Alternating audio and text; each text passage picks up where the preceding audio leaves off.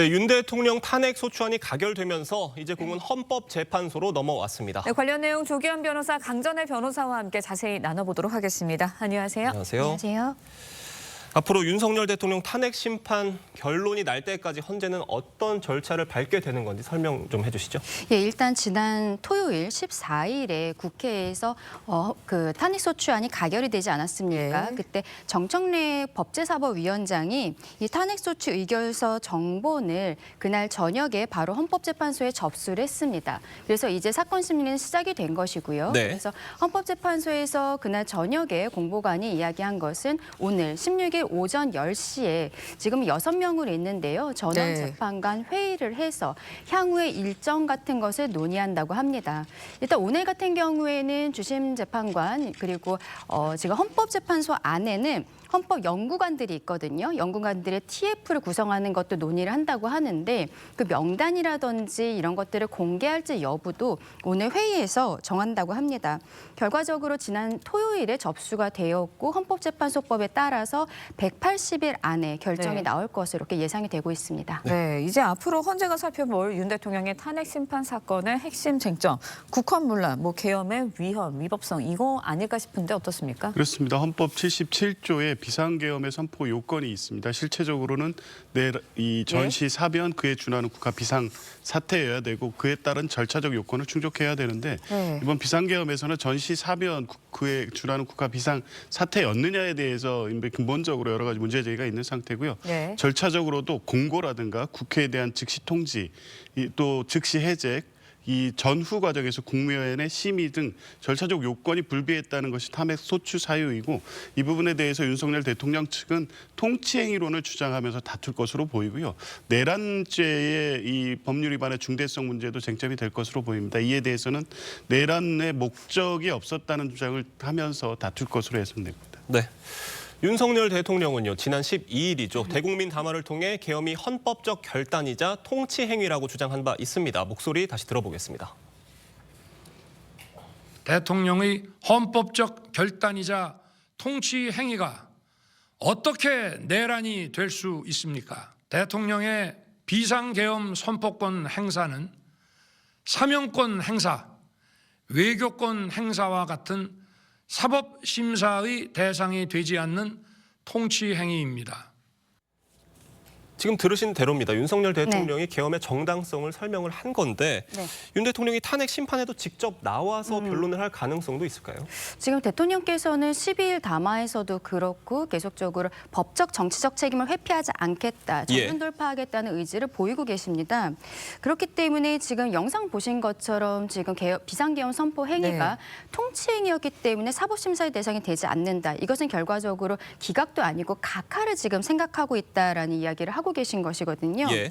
이러한 상황을 봤을 때 지금 계속적으로 문제가 되고 있는 것은 국헌문란의 목적이 있는 것이 아니냐라는 이야기들을 하고 있지만 대통령의 워딩으로는 헌정 질서를 지키기 위한 것이었다라고 이야기를 하고 있는 것을 봐서는 대통령이 직접 변론에 나설 가능성도 있다라고 보이는데 과거 박근혜 전 대통령의 탄핵 과정에 있어서 사실상 어떻게 보면 윤석열 대통령이 지금 변호인 선임을 하고 있는 과정이라고 알려져 있지만 그 선임하는 변호인들보다도 본인이 더 이 법과 절차에 대해서 잘 알고 있지 않겠습니까? 그래서 직접적으로 나설 가능성도 꽤 높아 보인다는 것이 법조계의 중론입니다. 네, 만약에 이제 윤석열 대통령이 긴급 체포가 되거나 구속이 된다면 탄핵 심판에 직접 나와서 변론을 할 수 있어요. 여기도 관심이 쏠리거든요. 일단은 검찰이 오늘 2차 소환 통보까지 예정을 하고 있는 상황이에요.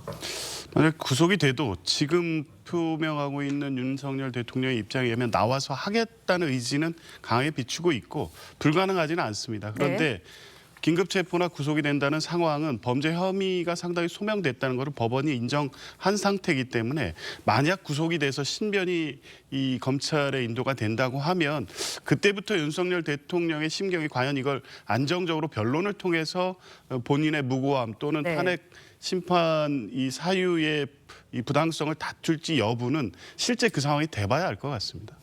지금 이런 상황에서요. 윤석열 대통령이 내란 혐의 등으로 기소가 될 경우에 탄핵 심판이 정지될 수 있다. 이런 의견 나오고 있으니까 탄핵 혐의와 같은 혐의로 이제 기소가 되는 경우에는 네. 정지가 된다 이런 설명인데 어떻게 보십니까? 지금 헌법재판소법 51조에 그런 조항이 있기 때문인데요. 탄핵의 사유와 같은 사유로서 형사소송이 진행될 때는 탄핵 심판 절차를 정지할 수 있다라고 되어 있습니다. 예. 정지하여야 한다는 아니기 때문에 이거는 헌법재판관들이 여기에 대해서 재량을 가지고 있는 것인데 실제로 고발사주 의혹을 받고 있는 손준성 검사 같은 경우에는 본인의 항소심, 형사사건 항소심이 끝날 때까지 정지시켜달라고 해서 탄핵 심판 절차는 지금 정지가 되어 있는 것이 사실이거든요. 그런데 이제 그런 손준성 검사와는 달리 예. 대통령의 경우에는 국정이 마비될 수 있는 부분들이 있기 때문에 지금 전체적으로는 헌법재판소에서 오히려 심리가 좀 빠르게 진행이 되지 않을까라는 이야기들이 나오고 있습니다. 예. 그런 것들을 봤을 때는 재량 행위이기 때문에 여기에 네. 대해서 내부적으로 검토는 하겠지만 여기에 대해 꼭 구속되어야 되는 상황은 아니기 때문에 헌법재판소는 헌법재판소 나름대로의 심리를 시작하게 되지 않을까라는 전망들이 있습니다. 네. 조기현 변호사님 보시기엔 어떻습니까? 결국 헌재법 51조 때문인 건데 헌법재판소가 탄핵 심판을 정지할 가능성 있을 수 있다고 보세요?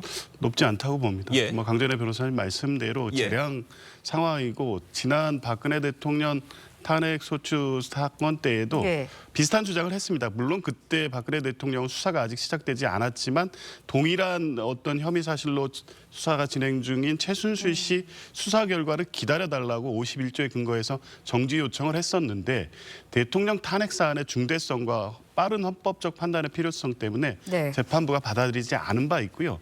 지금 51조의 형사사건과의 동일성이라는 측면에서 보더라도 윤석열 대통령의 탄핵 사유 중에 위헌 문제는 긴급 계엄, 그러니까 네. 비상계엄의 헌법 77조 위반의 사유가 명백하기 때문에 내란의 수사 결과를 지켜보지 않더라도 헌법 위반, 법률 위반의 중대성에 대한 판단은 충분히 할 수 있어서 헌법재판소가 정지시키지는 않을 것으로 봅니다. 네, 헌법재판소 상황도 좀 살펴보도록 하겠습니다. 9인 체제인데 지금 3석이 공석이거든요. 그렇다 보니까 국회에서는 헌법재판관 9인 체제 완성하기 위해서 인사청문회 준비에 속도를 내고 있는 모습입니다. 어떤 후보들이 먼저 거론이 되고 있나요? 이게 이제 국회 추천 몫의 3분의 공석을 채우는 과정입니다. 예. 일단 민주당이 추천한 정계선, 마은혁 후보가 있고요. 또 국민의힘이 추천한 조한창 변호사가 있습니다. 지금 이미 선출하는 국회에 제출이 돼 있고 이번 주 말 또 다음 주에 걸쳐서 인사청문 절차를 완료하고 12월 30일 본회의를 통해서 예. 선출하겠다는 입장입니다. 이 3분의 경우 국회 추천 몫이고 대통령이 임명하는 절차를 거쳐야 되는데 대통령의 임명권은 형식적 임명권이라고 보기 때문에 권한 대행이 임명을 하는 절차로 진행될 것으로 보여서 이 사건의 본안 심리는 9명의 재판관에 의해서 이루어질 것으로 봅니다. 네, 그런데요. 일단은 임명이 되기 전에 3명의 헌법재판관이 임명이 되기 전까지는 재판관 6인 체제로 심리가 진행이 됩니다. 강전의 변호사님께 여쭤볼게요. 네. 6인 체제로 심리가 진행이 돼도 정당성을 얻을 수 있는 건가요? 지금 그 부분에 있어서 일단은 지금 이진숙 방통위원장이 가처분 신청을 해서 결과가 나온 부분인데요. 그 가처분 내용에서는 심리를 할 수 있다라는 부분입니다. 결과적으로 의결을 하는 과정에 있어서는 6인 체제로는 지금의 상황으로는 어렵지 않을까라고 보이는데 거기에 대해서 문영배 헌재소장 권한대행 같은 경우에도 내부적으로 조금 더 검토해봐야 한다라고 이야기를 하고 있거든요. 그리고 기본적으로는 대통령의 탄핵이라는 이러한 큰 사유에 있어서 9명의 헌법재판관이 아니라 6명이 하는 것이 맞는가? 사건의 무게감에 있어서도 문제가 되는 것이고 그리고 6명 이상이 탄핵에 찬성을 해야만 인용이 되는 것인데요. 그렇다면 지금 6명이 그대로 진행을 하게 된다면 단 한 명의 이탈표도 없는 상황에 돼야만 탄핵이 인용될 수도 있는 부분입니다. 그런 부분들이 있어서 국회에서는 그 3명의 추천을 빨리 진행을 하고자 하는 부분들이 있는데 그런데 이게 지금 총리가 과연 국회 추천 몫이라고 하지만 임명권을 행사할 수 있는 것인가? 총리가 권한대행을 하는 것에 있어서의 지금 법적으로는 대통령이 그냥 권한대행이라고 되어 있지만 관리형으로 해야 되는 것이 아니냐. 임명권은 너무 나간 것이 아니냐라는 의견들도 있거든요. 만약에 이게 3명의 그 임명이 되고 재판이 진행이 되면은 제 생각에는 윤석열 대통령 입장에서는 이 3명의 헌법재판관을 국무총리가 임명한 부분들 여기에 대해서도 문제 제기를 시작하게 되지 않을까라고 봅니다. 예. 그 헌법재판소법 23조 1항인데요. 네. 7인이 이 출석해서 심리한다 이렇게 돼 있습니다. 이 부분 때문에 이진숙 그 방통위원장의 심리 절차가 지연돼서 이 부분 효력정지 가처분을 신청을 해서 받아들여졌습니다. 그래서 문영배 그 권한대행도 심리는 가능한데 이제 결정할 수 있느냐의 문제는 다른 차원의 문제이고 전 그 논의가 의미 없는 게 이미 3인에 대한 이 임명 절차가 진행 중이기 때문에요. 6인에 의한 결정으로 갈 것으로 보지는 않습니다. 네.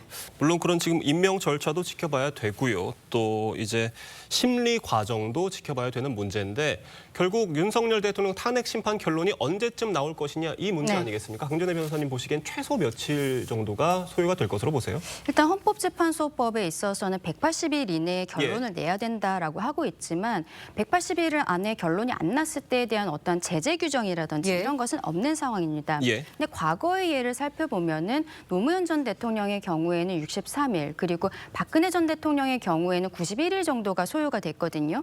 그리고 지금 법조계에서 봤을 때는 오히려 쟁점이 조금 더 명확하지 않냐. 그리고 우리가 전 국민이 그 영상으로 본 부분들이 있기 때문에 조금 더 빠르게 진행되지 않겠느냐라는 이야기들이 있습니다만 앞서 잠깐 말씀드린 것처럼 헌법재판관 3명에 대해서 국회 추천을 한 것을 권한대행이 임명한 것에 대해서 저는 윤석열 대통령 측에서 문제 제기를 할 것이라고 생각하거든요. 예. 이런 절차에 대한 문제 제기 그리고 통치행위가 사법심사의 대상이 되지 않는다. 그 결과적으로 기각이 아닌 본안까지 들어가지 않은 각하를 지금 주장한 부분이 있습니다. 거기에 대해서 심리를 하고 마지막으로 만약에 이게 사법심사의 대상이 된다고 했을 때도 위헌 위법한 것인가 그리고 대통령의 직을 놓아야 할 만큼 큰 일인가에 대해서 다시 한번 검토를 해야 되는 부분이 있거든요. 3단계로 이루어진다라고 생각을 했을 때는 지금 법조계에서는 조금 더 빠르게 되지 않겠느냐라고 이야기하고 있지만 실질적으로는 조금 더 늦춰질 수 있고 또 문제는 4월이 됐을 때는 문영배 재판관 그리고 이미선 재판관이 또 임기가 끝나요. 그래서 법조계에서는 그 전에 부담감이 있기 때문에 빨리 끝내지 않겠느냐라는 이야기가 나오는데 만약 그렇게 되지 않았을 때 4월까지 마무리가 되지 않았을 때는 그럼 또 7인의 재판관이기 때문에 심리는 할 수 있지만 아니 대통령에 대한 탄핵을 네. 7명이 하는 것이 맞냐라는 이야기가 나오면서 그때도 새롭게 재판관을 임명해야 된다는 이야기들이 분명히 나올 수 있거든요. 예. 그러면 조금 더 길어질 수도 있겠다라는 생각입니다. 네, 알겠습니다. 이번에는 수사 상황도 좀 짚어보도록 하겠습니다. 검찰이 이제 윤석열 대통령에게 출석을 통보했습니다. 하지만 윤 대통령 변호사 선임이 안 됐다라면서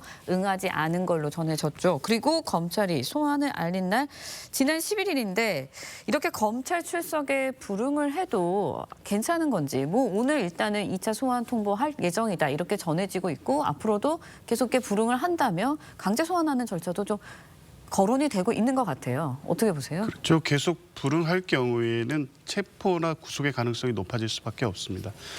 통상 이제 이런 주요 인사에 대해서는 소환 통보를 하죠. 그래서 자진 출석을 요구하고 보통 1차, 2차, 3차에 걸쳐서 소환 통보를 합니다. 3번에 걸쳐서도 소환 통보를 하지 않을 경우에 검찰은 체포영장이나 구속영장을 바로 발부할 가능성이 높습니다. 네. 왜냐하면 소환에 응하지 않는다는 것은 증거 인멸의 가능성, 통상적으로는 도주의 우려가 높아진 것이기 때문에 강제적으로 인신을 확보하는 절차를 진행하기 위한 수순으로 보입니다. 네.